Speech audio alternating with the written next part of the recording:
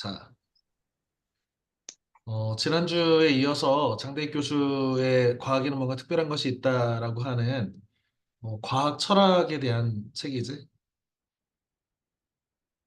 다시 이 과학 철학은 뭐냐면 과학에 대한 철학이니까 과학은 무엇인가 혹은 무엇이 과학이 아닌가 이것은 과학인가 아닌가에 대한 생각을 담고 있는 책이야. 역사적으로 계속된 변증법적으로 이렇게 논쟁들이 이어지는 내용이고 어, 선생님이 너희들한테 꼭 읽히고 싶은 책 중에 하나여서 이번 시즌에 집어넣습니다. 지난 시간에 한 이야기들을 먼저 좀 정리를 해보자. 일단은 과학이라고 하는 것이 무엇이냐라고 할 때 처음에 아리스토텔레스부터 시작하는 거잖아.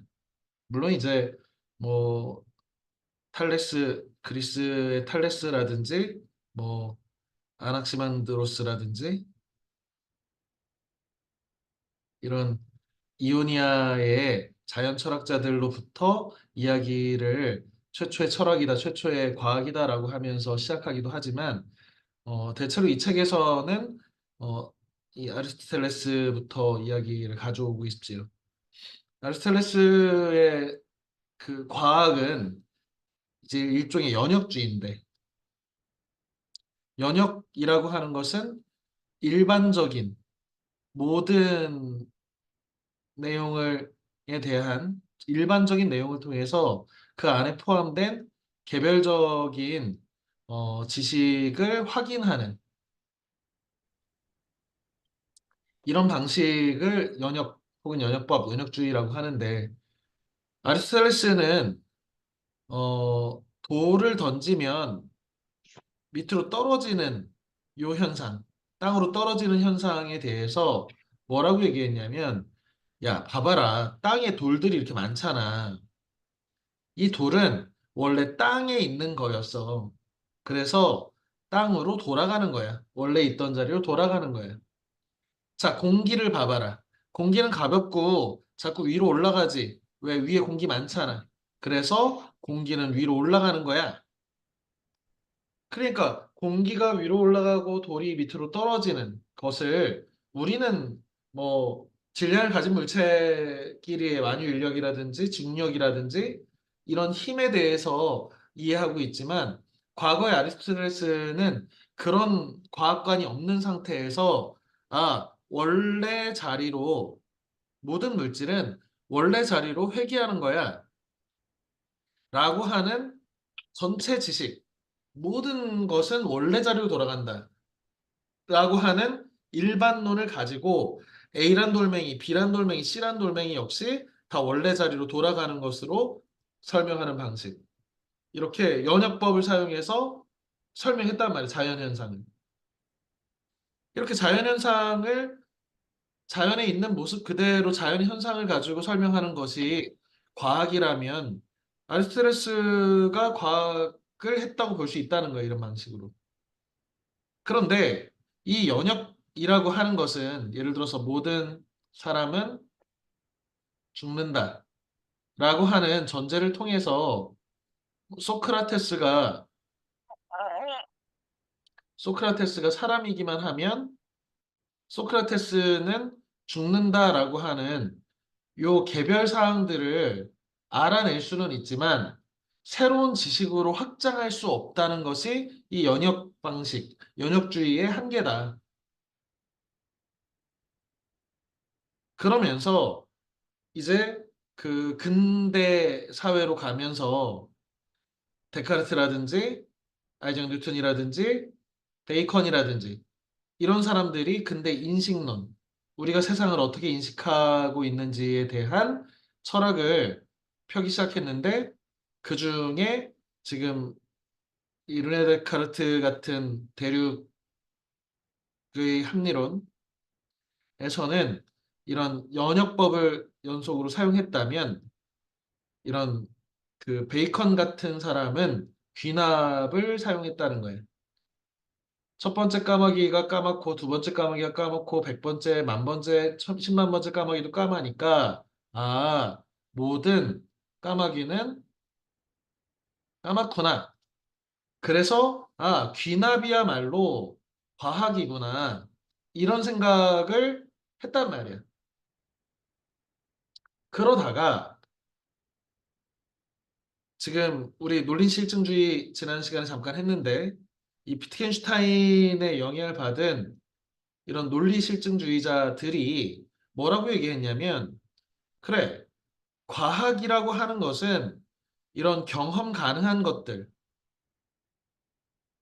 이런 것들을 다뤄야 한다는 점에서 이 경험 가능하지 않은 것들을 배제하자.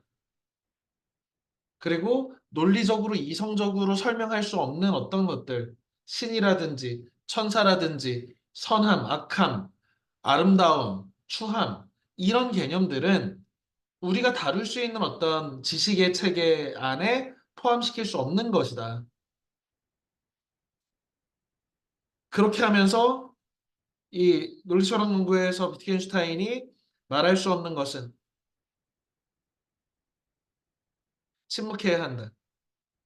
라고 하는 아주 유명한 경구를 만들면서 우리가 다룰 수 있는, 학문적으로 다룰 수 있는 것과 없는 것을 명확하게 논리적으로 구분하자라고 하는 경향. 그것의 영향을 받은 이 오스트리아 출신의 영국에서 활동한 칼 포퍼라고 하는 지식인, 이 철학자가 우리는 말할 수 없는 것에 대해서 너무 많은 말을 하고 있다. 그런 것들은 신앙이나 하나님은 존재한다라든지 천사는 선한 존재인가? 라든지 이런 것들은 그것은 반론이 불가능한 원리, 도그마, 반박 불가의 명제인 도그마를 기반으로 하고 있는 것이고 그런 것이 아니라 반증 가능한 것. 우리가 모든 까마귀가 까맣다. 누가 이렇게 주장하면 이것은 어떤 반증 사례, 하얀색 까마귀나 까맣지 않은 까마귀가 한 건이라도 관찰될 가능성이 있잖아. 그러면 이것은 이렇게 반증 가능한 관찰과 경험을 통해서 반증 가능한 사례를 우리가 찾아낼 수 있는 것을 과학이라고 하고 그렇지 않은 것을 단지 믿음 체계로 우리는 무조건적으로 이거는 공리처럼 수학에서의 공리처럼 믿어야 하는 것을 도그마라고 하고 그런 것들은 우리가 다룰 수 있는 게 아니야. 그래서 이 어떤 경험, 첫 번째 반증주의를 펴는데 이 반증주의가 첫 번째 예를 들어서 키 큰 남자는 오래 산다 라고 하는 어떤 명제를 내가 키 큰 남자는 오래 산다 라고 하는 확신을 갖고서 가설을 만들고서 검증을 시작하는 거예요. 그래서 첫 번째, 두 번째, 세 번째, 네 번째, 다섯 번째 키 큰 남자들을 몇 센치 이상이면 키 크다고 보고 분류해가지고 오래 사는지를 검증해. 그런데 봤더니 계속해서 키 큰 남자들이 키 작은 남자들에 비해서 오래 산다면 이것은 과학이라고 할 수 있다는 거예요. 언제까지? 반증 사례. 키 큰 남자가 오래 살지 못하는 사례가 등장할 때까지 이 여태까지 누적된 이 생각은 유효하다는 거예요. 물론 반증 사례가 나오면 이것은 진실이 아니니까 폐기시켜버리면 된다고. 아, 우리가 지금 과학이라고 여기는 것은 어떤 고정불변하는 진리를 찾는 것이 아니라 여태까지 우리가 관측해서 관측의 결과로 귀납적으로 그럴듯하다고 생각한 어떤 생각이 있는데 그것이 아직은 반증 사례를 만나지 못했다면 그것을 바탕으로 우리는 누적해서 그렇게 반증 가능하지만 반증되지 않은 사례들을 가지고 그것을 가지고 우리는 과학이라고 할 수 있구나.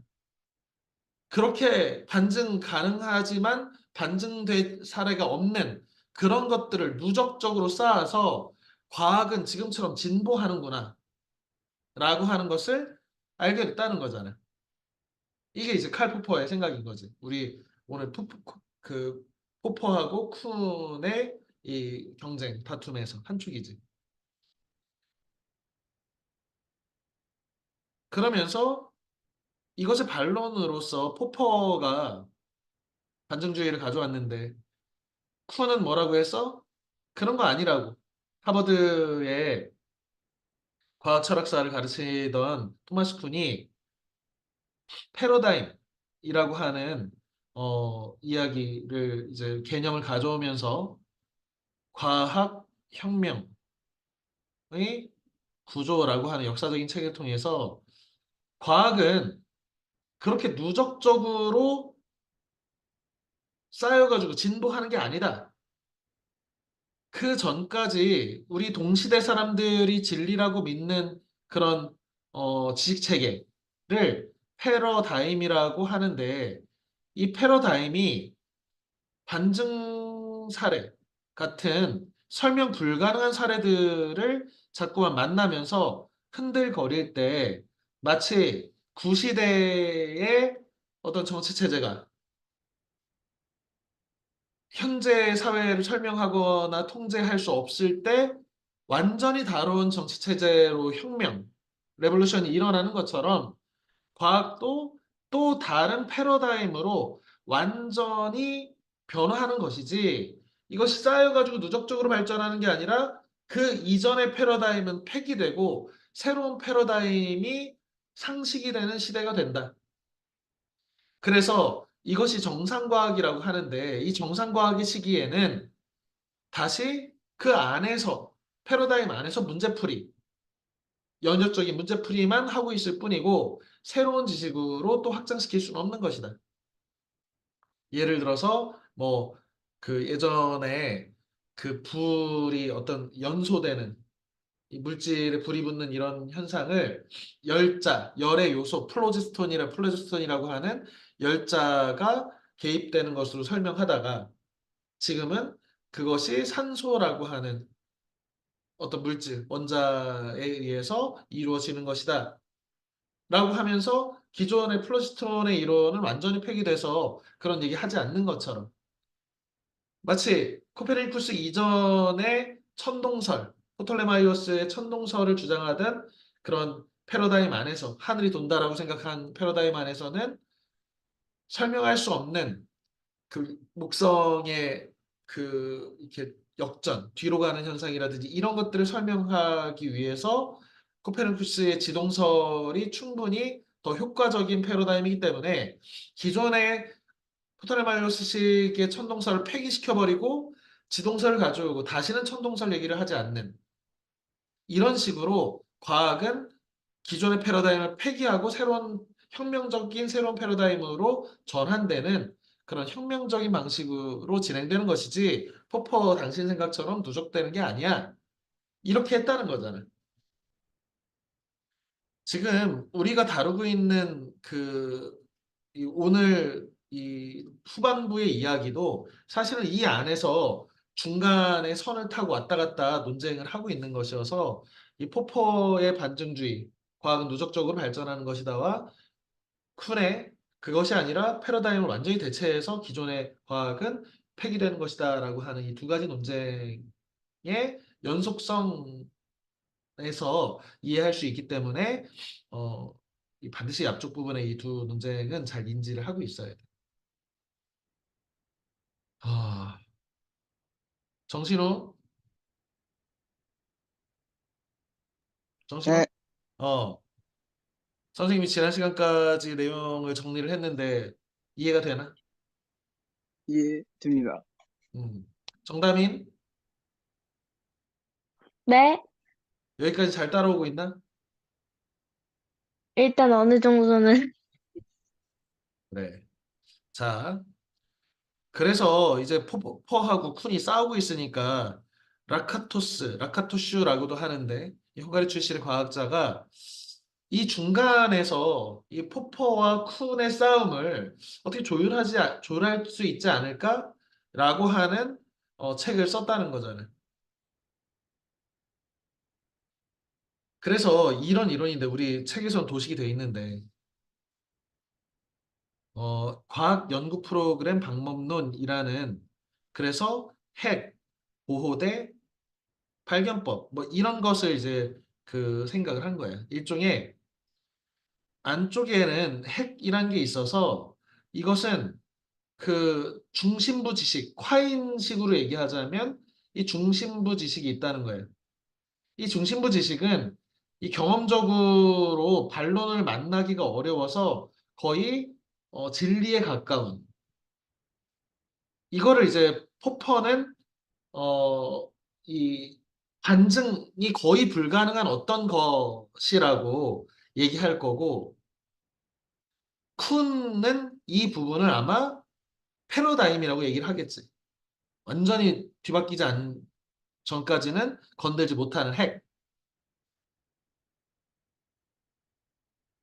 핵이란 쿤의 패러다임 가설의 그 패러다임에 해당하는 거라는 거예요. 그런데 이게 안 깨지는 이유는 바깥쪽에 보호대 성격에 갖고 있는 지식이 있다는 거예요. 예를 들어서 지동설이다 라고 하는 것이 있다면 지동설을 땅이 태양을 지구가 돈다라고 하는 그것이 핵심 사상이라면 그것의 관찰 경험들이 이것들을 보호하고 있다는 거예요, 이렇게. 해서 일부 관찰 여기가 잘못돼가지고 이게 떨어져 나갈 수는 있어. 예를 들어서 이런 거야. 뉴턴의 만유인력의 법칙. 뉴턴의 만유인력의 법칙이 뭐 예를 들어서 그 어떤 질량을 가지고 있는 두 물체는 거리 제곱에 반비례하고 서로의 질량의 곱에 비례하는 방식으로 서로를 당기고 있다. 이게 만유인력의 법칙인데 이게 코어라면 이것을 지탱하고 있는 수많은 관찰 경험들이 지식들이 있어서 얘를 보호하고 있다고. 물론 어떤 게뭐 수성의 공전 그 주기가 일부 안 맞아서 이런 데가 좀 흔들흔들 거릴 수는 있어. 반박받을 수는 있어. 하지만 전체적으로 많은 생각들이 이것과 이 마리올의 법칙의 공식에 딱 떨어지기 때문에 문제없이 이렇게 얘가 보호하고 있다고.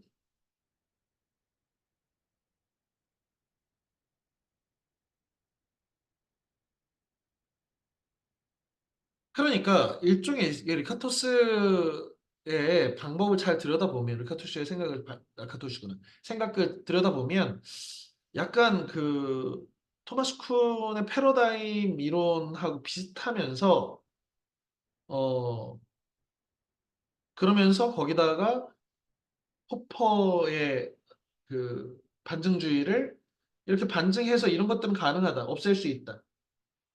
하지만 중심부는 잘 안 바뀐다. 반증이 불가능한 지점까지 들어가 있어서. 그러니까 바깥쪽이 허물어질 수 있다라고 하는 생각을 갖고 있는 것은 반증주의 같은 개념이라면 껍데기는. 그런데 그 안에 고정돼서 반증이 거의 불가능한 위치가 분명히 존재하는 건 맞는 것 같아. 라고 하는 것은 포퍼는 그런 거 없어요 과학이라고 했잖아. 그건 도그마라고 비판했는데 그게 아니라 일종의 패러다임처럼 견고한 어떤 핵이 있을 수도 있지 않냐.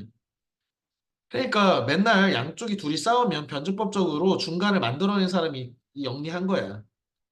양 극단이 어떻게 싸우는지를 잘 보면 잘 이해한 사람이 이걸 이렇게 만들어낼 수 있는 거지.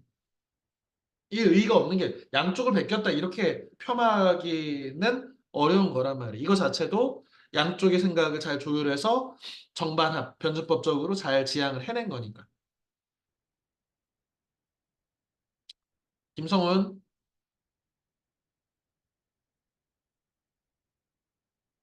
김성훈, 김재민,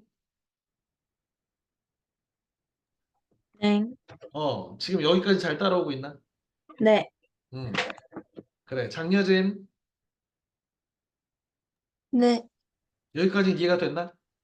네. 자, 여진이한테 중간에 쉬면서 잠깐 질문을 해보자.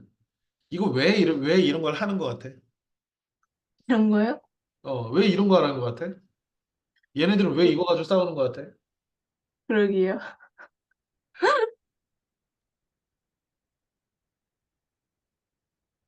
과학자들은 이런 생각을 할까? 예를 들어서 여진이가 화학자야. 네, 화학자는 내가 하고 있는 이 화학이 실제 과학인지 아닌지, 어디부터 과학이고 어디까지가 과학이 아닌지, 이런 방식으로 하는 것이 과학적 방법론이 맞는지, 이런 것들을 고민할까? 고민하지 않을 거예요? 음. 만약에 고민을 해가지고 여진이 네, 화학자인데 고민해가지고 화학은 과학이 아니라는 것을 알게 됐어. 네. 그러면 어떻게 할 거야? 더 이상 안 할 것 같은데. 그러면은 넌 뭐 해 먹고 살아? 그러게. 이게 비슷한 논쟁을 이게 여담인데 선생님 초등학교 짝꿍이 5학년 6학년 반에서 짝꿍이 있어. 네, 그런데 그 친구가 대학은 고대 그 공대 이과로 이 공학을 공부하고서 그 나중에 다시 공부를 시작하더니 한의사가 됐어. 그래서 지금은 어, 한의사야. 그런데 그 한의사 친구하고 선생님이 이제 가끔 1년에 한두 번 만나가지고 소주를 이렇게 마시면서 옛날 얘기도 하고 초등학교 때 얘기도 하고 이렇게 놀면 어떻게 지냈는지 얘기하면서 자꾸 이놈이 술 취해가지고 선생님이 이렇게 진맥을 이렇게 짚어주는 거야. 그러면서 너는 체질이 어떠니까 목의 성질이 강하니까 뭐 이러이런 음식을 꺼리고 이런 음식을 주로 먹으라고 뭐 이런 조언을 해준단 말이야. 그래서 선생님이 물어봤어. 야, 그게 과학이야? 이렇게. 음양오행이 세계는 음기와 양기로 구성되어 있고 음기와 양기가 모든 만물들을 다 만들었고 그래서 그 기운에 따라서 목화토 금수 목생화 나무는 불을 이끌어내고 화생 목화토 화생토 불에서 흙이 나오고 토생금 흙에서 쇠가 나오고 쇠 안에서 물이 나오고 물이 나무를 키운다. 이런 상생과 상극 목극 뭐 목극토 뭐 이런 식으로 이런 굉장히 관념적인 사고를 바탕으로 인간의 병을 고친단 말이야. 음, 그래서 그 과학이냐 그래서 너 지금 고등학교 때부터 이과 해가지고 고대 공대식이나 졸업했는데 너 과학으로 투철한 과학도로서 여태까지 살다가 지금 너 지금 음행오행하고 이거 기가 어떠니 뭐니 하면서 배가 아프다고 하면 머리에 침을 놓는 너가 이거 너 분열적이지 않냐 이렇게 했어. 그래서 너 이걸 믿냐 진짜. 그랬더니 그 친구가 뭐라고 했을까? 믿는다고 했지. 한의학은 과학인가라고 하면 논쟁거리가 되지만 한의사들은 믿는 거야, 과학이라고. 그거 음, 안 믿으면은 자기의 삶의 토대가 흔들려 버리잖아. 아, 과거에 지금 다윈의 진화론이 당연한 것처럼 여겨지는 이 시대지만 과거에 다들 교회 다니던 시절, 서구인의 99.9%가 다 기독교이던 시절에 다윈이 인간은 인간뿐 아니라 모든 자연의 생물들은 단 하나의 생명체로부터 시간이 지나면서 환경에 적응하면서 진화된 결과다. 하나님 창조돼가지고 각각 창조한 것이 아니다. 이런 얘기를 했을 때 일단은 교회에서 난리 나는 거지. 목사님들은 그게 사람들이 우리처럼 그렇게 다 받아들인다면 누가 교회 다니겠냐. 음, 그래서 반증을 아예 할 수 없는 생각을 갖고 있단 말이야. 예를 들어서 선생님이 국어 선생님인데 국어가 사는데 쓸데가 없고 대학 가는데 필요도 없다라는 생각이 어느 순간에 들면 야, 난 큰일 나는 거야, 나는. 그쵸. 책 읽는 게 인생에 전혀 쓸모없는 것이고 이거 헛된 일이라는 걸 내가 깨달아. 그럼 내가 이거 너희 가르치고 있는 이거는 진짜 어떻게 가르치냐. 이런 거를 뭐라고 하냐면 도그마라고 하는 거지. 부정할 수 없는 진리로 갖고 있는 어떤 생각. 그래서 음, 어, 과학자들은 일종의 과학을 도구마로 갖고 있는 거야. 수학자들이 수학을 도구마처럼 갖고 있고, 이 국어 가르치는 선생님은 이 글 읽고 독서, 문학, 예술 이런 것을 마치 도구마처럼 갖고 있는데, 호퍼에 의하면 이런 것들은 과학이 아니라는 거지. 그리고 실제 과학인지 아닌지는 과학 바깥의 사람. 마찬가지야. 이게 예술인지 아닌지에 대해서는 그 예술가보다는 예술 바깥쪽의 미학자들, 예술 철학자들. 이 철학은 그래서 어떤 것의 본질에 대한 질문을 던지는 것이어서 지금 이런 이야기들은 사실은 뭐 이과생들이 2차 얘기 마무리해서 장대익 교수가 얘기하지만 이런 어떤 새로운 패러다임을 완전히 전환시킬 수 있는 어떤 이론들이 새로운 과학들을 만들어낸다. 이 과학이라는 것이 우리가 맨날 똑같은 것만 유제풀이식을 하지 않는 것이 중요하다. 그래야 뉴턴의 패러다임을 완전히 뒤집어 엎은 인류의 법칙을 완전히 뒤집어 엎은 뉴턴의 아인슈타인의 상대성 이론이 나온다든지 아인슈타인의 상대성 이론조차도 다룰 수 없었던 아주 미시적인 세계 그리고 있다 없다 그리고 있으면서 동시에 없다라고 하는 특이한 어떤 존재에 대한 이것이 입자인가 파동인가는 관측에 의해서 결정될 뿐이다라고 하는 이상한 생각을 가진 양자역학으로 나아가서 우리가 지금 이렇게 전자제품을 쓰고 있고 이런 것들은 다 양자역학의 산물이란 말이야. 그러니까 이 기존에 아이고 있다 아니면 없다지 있으면서 동시에 없는 게 무슨 말이지? 살았다 또는 죽었다가 있는 거지 살았으면서 동시에 죽은 것은 무엇이지? 이런 얘기들. 이런 얘기들은 기존의 패러다임으로서는 설명할 수 없는 건데, 만약에 그 아리스토텔레스의 연역주의라든지 도그마에 사로잡힌 사람은 기존의 이 도그마를 완전히 깨트려버리고 완전한 새로운 패러다임을 만들어내기 어렵다는 거지. 그런데 토마스 쿤의 과학혁명의 구조가 왜 중요하냐면, 과학이라고 하는 것이 사실 그렇게 대단한 진리 체계가 아니고 결국에 그 세상을 설명할 수 있는 더 효과적인 방식으로서의 새로운 상식들을 만들어가는 거야. 일종의 실용주의처럼. 이런 생각은 새로운 과학을 다룰 수 있고 새로운 완전히 다른 세계를 창조해낼 수 있는 어떤 가능성을 주는 세계관을 우리한테 준다는 점에서 이 너희들한테도 사실은 이게 무슨 과학도가 될지 안 될지 혹은 철학자가 될지 모르겠지만 굉장히 중요한 가치라고 생각해서 이 책을 꼭 가르치고 싶은 거예요. 공부하는 사람으로서. 자, 시간이 흘러가고 있습니다. 다음, 어, 호퍼와 쿤을 넘어서 아예 얘는 너무 가겠다는 거야. 이 아저씨 딱 봐도 되게 어, 뭔가 반항하게 생겼잖아요. 파이어멘트. 나는 과학 철학자인데 음, 이 양반은 이런 거예요. 마술, 초자연적 현상 이런 것도 과학과 동등하대. 이건 그러니까 무엇이든 다 과학이 될 수 있다는 거야. 무엇이든 진리 체계로 들어갈 수 있다. 그러니까 어떻게 보면 어, 이 포퍼를 넘어섰을 뿐더러 쿤의 패러다임도 넘어선 거야. 그래, 쿤.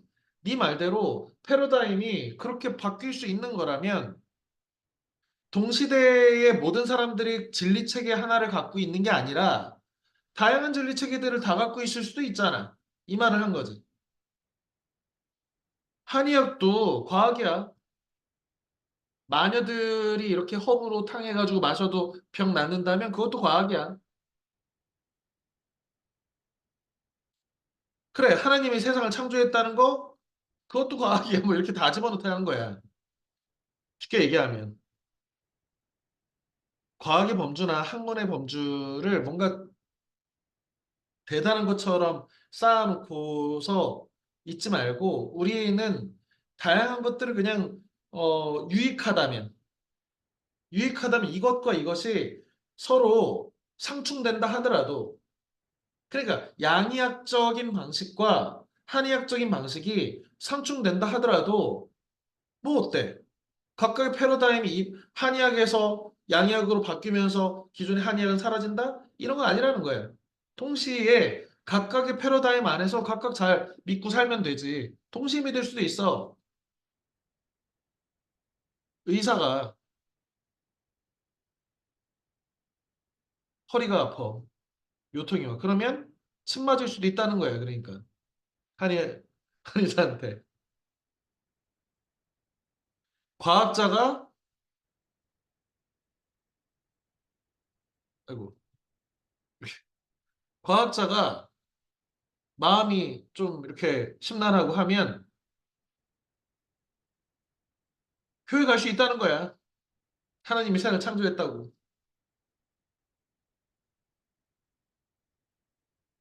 파격적이죠, 이러면. 아, 이렇게 되면 너무 또 과학에는 아무것도 없는 것 같잖아. 이 책의 제목이 그래도 과학에는 뭔가 특별한 것이 있다라고 얘기하는 것 같은데. 자, 윤수,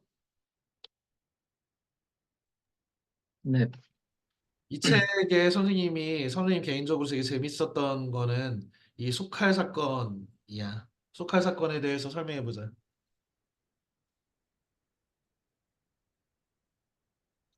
말이요. 응?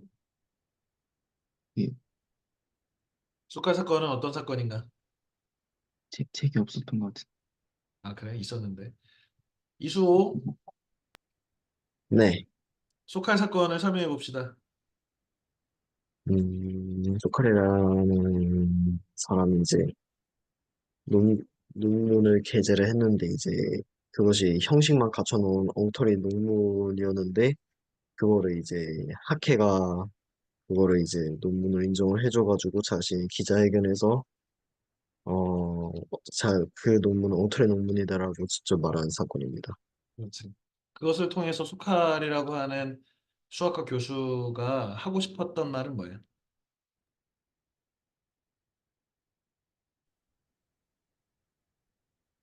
음, 뭐야? 이수 음, 뭐라고? 아니, 아니, 그래서 소칼이 이런 사건을 만든 이유는 뭐야? 사기죄로 잡혀가려고? 그런 건데, 음. 수시로 생각하시고. 장서연, 네. 소칼이 왜 가짜 논문 소동을 일으켰을까? 음, 사람들이 과학에 대해서 어떻게 생각하는지 보려고. 음, 과학이라고 하는 것, 학문이라고 하는 것이 네. 이렇게 허술하다는 걸 폭로하는 거지. 우리가 과학이라고 다루고 있는 것들이 사실은 제대로 검증되지 않고 어떤 특정한 형식, 논문 형식만 맞추면 그것이 과학인 양 행세할 수 있다는 것을 폭로하려는 거예요. 그러니까 예를 들어서 서연아, 선생님이 국어 전공자야. 알고 있었나? 네. 네. 선생님 국어국문학과 전공자야. 그래서 서연이나 지금 제자들이 선생님의 국어 실력에 대해서 믿고 그리고 학위에 대해서 믿고 이렇게 수업을 듣고 있단 말이야. 그지? 네. 그런데 선생님이 이렇게 얘기하는 거야. 사실은 나 중학교밖에 안 나왔어. 선생님 사실 중학교 2학년 이후로는 학교 다녀본 적이 없어. 이렇게 얘기한다면 뭘 폭로하는 거야? 사람들의 학위에 대한 권위, 선생님이 말을 그럴듯하게 하고 국어를 가르치면 마치 내가 국어의 지식을 제대로 알고 있는 것처럼 통용되는 홍대 국어국문학과 졸업장만 가지고 있으면 국어를 잘 가르칠 것 같은 사실은 이게 가짜다 이렇게 폭로한 거예요. 소칼은 이 얘기를 하고 싶은 거야. 우리가 과학이라고 하고 학문이라고 하는 것이 실상은 과학자들이 뭘 하고 있으면 그걸 과학이라고 하는 건 아닐까? 비슷한 논쟁이 그 뒷상에 아, 샘이라는 그 작품이 있어. 서연이 알고 있냐? 네. 그래. 남자 소변기 레디메이드를 가지고서 갖다 놓고서 이거를 이름만 샘이라고 붙인 거야. 그지? 네. 이거는 예술인가라고 하는 논쟁, 예술은 무엇인가라는 논쟁을 집어던진 거야. 단토라고 하는 미학자는 이제는 이거는 뒷상이 직접 만든 것도 아니야. 그리고 실제로 그 공장에서 만들어 둔 걸 하나 갖다가 이렇게 갖다 옮겨 놓은 거야. 그러니까 뭐라고 했냐면 단토는 예술이란 이제 예술가가 하는 일이다. 왠지 주객이 전도된 이야기 같잖아. 예술을 예술가가 하는 건데 그게 아니라 예술가가 하면 예술이 되는 것처럼 마찬가지로 과학이 있고 그것을 정확하게 탐구하는 게 과학자가 아니라 학문이 있고 진리가 있고 그것을 탐구하는 사람이 학자가 아니라 이 학계라는 곳, 과학계라는 곳에서 얼렁뚱땅 하고 있는 것들은 다 과학이라고 권위를 갖고 행세한다. 그것을 가짜 논문, 엉터리 논문을 형식만 맞춰서 써서 냈더니 이게 검증할 능력도 안 되는 것들을 그냥 도장 찍어가지고 패스 시키더라는 거예요. 그래서 패스가 됐을 때 봐라. 나 이거 엉터리로 쓴 거야. 그런데 니네 이거 여태까지 과학인 줄 알고 이걸 내 의견을 인용에다가 쓰고 있지? 이렇게.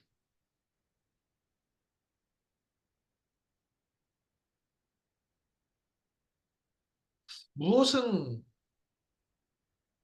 과학이고 무엇은 과학이 아닌지, 어떤 것은 사입이고 어떤 것은 진짜인지, 이걸 구분해내는 능력이 과연 과학계에 존재하냐, 이런 얘기들을 하고 싶었던 거지.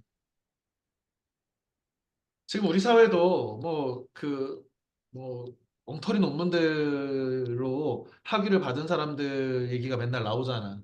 대통령의 부인이 뭐 고객 유지 방식을 영어로 바꿔가지고 유지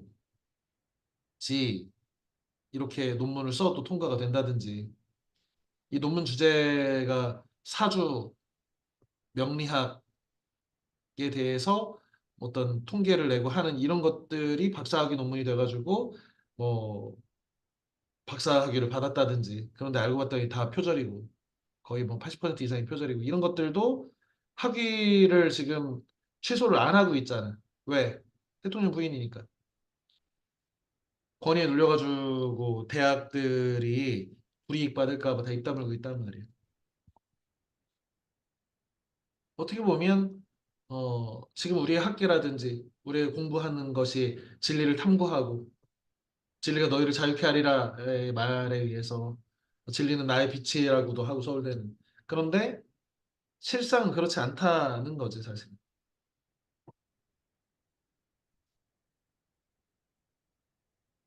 자, 그래서 뒤쪽의 이야기들은 뭐 논쟁들이 이런 논쟁들의 연속선 상에서 어, 이 얘기를 좀 더 그 쉽게 풀어나가는 방식으로 서로 대화를 하는 형식의 가상 토론을 넣어놓기도 하고, 그리고 이렇게 계보를 이렇게 잘 그려서 놓기도 하고, 어, 뒤쪽에 그 페이지 몇 페이지냐? 242페이지에 과학과 종교는 적인가? 라고 하는 요 일종의 칼럼도 굉장히 재미있게 의미 있게 잘 썼다고 생각해. 그러면서 지금 여기 칼 세이건이라고 하는 코스모스의 작가가 쓴 컨택트라고 하는 이 원작을 바탕으로 이렇게 쓴 영화가 어, 우리나라의 컨택트라는 것으로 들어왔고 그 다음에 이제 컨택트 2라는 컨택트 2인가 뭐 이렇게 도 나왔는데 그것도 굉장히 좋은 작품이에요. 그래서 전혀 다른 작품이긴 하지만 그래서 과거 이 콘택트라고 하는 이 세티라고 하는 우주로부터 들어오는 전파를 잘 수집해서 외계 생명체, 지적 생명체와 조우를 하는 약간 SF 작품인데 여기에 이제 주인공이 여자 과학자가 나오는데 그 사람이 이 그 기독교인 그 목사가 될 전도사가 될 사람과 이렇게 사귀었다가 헤어지고 그러면서 나중에 또 토론하게 되고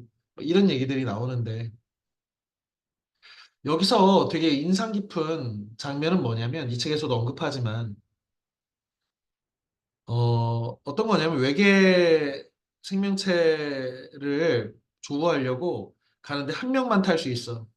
근데 이 청문회를 통해서 이 한 명의 후보를 정하는데 이 한 명의 주인공한테 청문회 위원들이 뭐라고 묻냐면 당신 종교가 있냐고, 신을 믿냐고. 그래서 나는 안 믿는다, 무신론자다. 그랬더니 인류의 90% 이상이 유신론자인데 너는 인류를 대표해서 나가는 것이 맞느냐 이런 얘기를 한단 말이야. 그런데 나는 그건 모르겠다. 나는 경험주의자고 나는 과학자다. 무신론자다. 그렇게 해서 이게 탈락되는 내용이거든. 자, 이 장면을 통해서 호퍼든 쿤이든 특히 쿤의 패러다임. 우리 이 시대에 수많은 사람들이 신의 존재나 영혼의 존재나 사후세계의 존재에 대해서 믿음을 갖고 있을 수 있잖아. 이 종교는 믿음의 문제라면 과학은 경험의 문제라고 볼 수 있단 말이야. 그래서 내가 반복적으로 재현 가능한지 어떤 실험을 했는데 예를 들어서 얼마 전에 그 초전도체, 상온 초전도체가 진짜냐 가짜냐 얘기가 나왔을 때 이 논문이 나왔고 상온 초전도체라고 하는 이 어마어마한 기술이 발명됐다. 심지어 우리나라 고려대학교 어떤 연구소에서. 이게 더 이상 이제는 석유의 시대는 끝났고 우리나라가 세계 중심이 된다. 국뽕 차가지고 막 주가가 오르고 난리 났었단 말이야. 그런데 이게 아닌 것 같아라고 하는데 물론 이제 아직은 확정적인 것 같지는 않지만 뭐라고 했냐면 재현 가능성. 이 논문 그대로 실험 조건 그대로 해가지고 똑같은 결과 상온 초전도 현상이 일어나면 이거는 경험적으로 과학이지. 그런데 고려대학교의 실험실에서만 되고 똑같은 조건으로 논문에 써 있는 대로 똑같이 했는데 나머지 실험실에서는 하나도 안 돼. 근데 고려대 이 연구소 교수는 야 이거 내가 이거 했는데 날 왜 못 믿냐 이렇게 하면 안 된다는 거지. 그건 과학이 아니라는 거지. 그래서 지금 이 책의 말미에 그 컨택트라는 영화의 한 장면을 가지고 당신이 인류를 대표할 수 있는 사람이냐? 인류의 대부분은 유신론자인데 라고 하는 이 이야기가 우리가 갖고 있는 지금 종교와 과학은 무엇인지 과학은 어떤 것이 아닌지에 대한 그 어떤 여러 가지 생각들을 동시다발적으로 복합적으로 할 만한 어떤 이야기 소재가 된다고 생각해. 그래서 과학과 종교의 차이점은 무엇이냐라고 하면 선생님이 답변을 하자면 종교는 믿음의 문제야. 신념의 문제. 우리 지난 시간에 믿는다는 것에 대해서 했잖아. 그 믿는다는 것은 믿지 못할 어떤 대상에 한정된 것이다. 눈에 자명한데 여기에 시계가 있다. 이거 믿습니까? 이런 거는 안 통하는 거지. 이게 눈에 보이지 않지만 시계가 있다는 거, 내가 시계를 갖고 있다는 건 믿습니까? 라고 한다면 그건 가능하지. 그래서 믿음의 문제는 신념의 문제고 이 신념의 문제는 일부 용기가 필요하다. 믿는 용기가 필요하고 의지가 그 어떤 주체의 의지가 필요한 것이라면 과학은 갈릴레오가 뭐라고 했어? 그래도 지구는 돈다. 그게 갈릴레오하고 브루노하고 차이점은 신념으로 과학적 지식을 갖고 있는 사람은 내 신념을 위해서 화형당하는 거야. 그런데 갈릴레오는 내가 알고 있는 태양 중심으로 지구가 돌고 있는 게 내가 봤는데 니네가 아니라고 해서 나 화형시킬 거야? 그럼 화형 안 당해 난. 내가 니네 말대로 해줄게. 하지만 니네 비유 맞춰주지만 이것은 엄연한 과학적 경험의 산물이고 이것은 당연히 망원경으로 들여다보면 보이는 건데 이건 재현 가능한 건데 내가 그것을 믿든지 믿지 않든지 내가 가짜로 거짓말을 하든지 니네가 원하는 대로 거짓말을 하든지 상관없다는 거예요. 왜? 과학은 팩트를 다루는 거니 사실을 다루는 거니.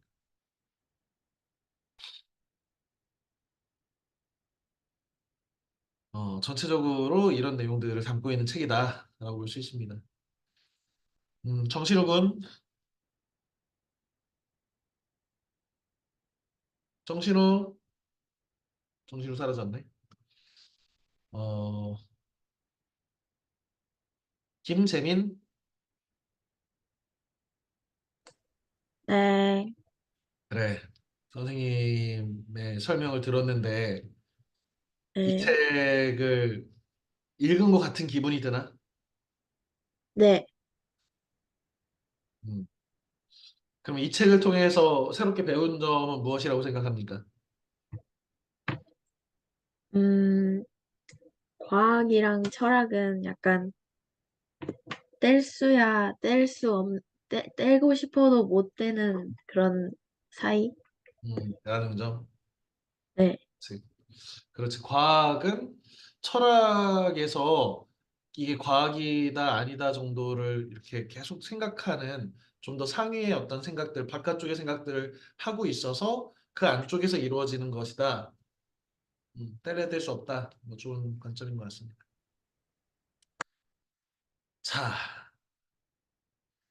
우리 다음 시간에는 이 명절을 지나면서 이제 책을 읽어야 되는데요. 전 부치면서 이제 맹자를 읽으면 되겠지. 어, 선생님은 아주 기대가 됩니다. 우리가 다양한 분야의 책들을 읽지만 예를 들어서 이 과학에는 뭔가 특별한 것이 있다 이런 책은 10년 후에도 이 책이 돌아다닐까? 라고 생각하면 10년 정도는 버틸 수 있을 것 같아. 그런데 20년을 버틸까? 그건 잘 모르겠어. 더 좋은 책이 나오면 대체되겠지. 아니면 새로운 이론이 나오면 사라지겠지. 소설책도 마찬가지고 그런데 맹자는 선생님 생각에 단언컨대 100년 후에도 읽고 있을 것이 거의 확실하다고 봐야 돼. 어, 왜 그러냐면 이것은 고전에 이어서 그런데 맹자는 지금으로부터 300년